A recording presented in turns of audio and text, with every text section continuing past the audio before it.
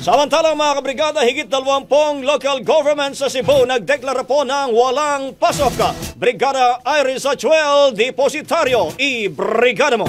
Suspendido ang mga pasok sa mga paralan sa maraming mga local government units sa probinsya ng Cebu ngayong araw. Ito ay bunsod pa rin ng masamang panahon at ang inaasahang mga malalakas na pagulan ngayong araw, dala ng hanging habagat na mas pinalakas pa ng bagyong Krising. Sa update mula sa lokal na pamalaan ng probinsya ng Cebu, nasa higit sa 20 mga LGUs na ang nagdeklara na walang pasok sa mga pampubliko at pribadong mga paaralan sa lahat ng level. Kasama na rin sa mga nagdeklara ng class suspension ang highly urbanized cities tulad na lamang ng Cebu City, Mandawi City at Talisay City. Nalaman na kahapon nakaranas ng malawakang pagbaha aga maraming lugar sa Cebu kung saan umabot sa hanggang bewang ang tubig baha at may ilang lugar naman ang umabot pa hanggang sa leeg ang tubig baha. Maliban sa pagbaha ay may naitala ring pagguho ng lupa, partikular na sa Barangay Lagtang sa lungsod ng Talisay. Habang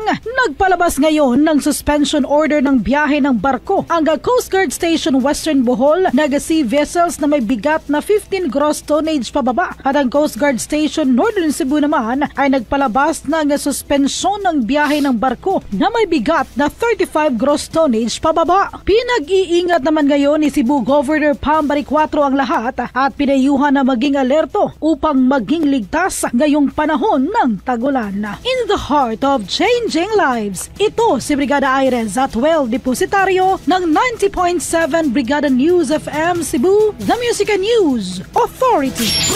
Ang bahaging ito ay hatid sa atin ng Yummy ES2 Oral Drops. Simulang tuparin ang pangarap ng iyong anak. And stunting now,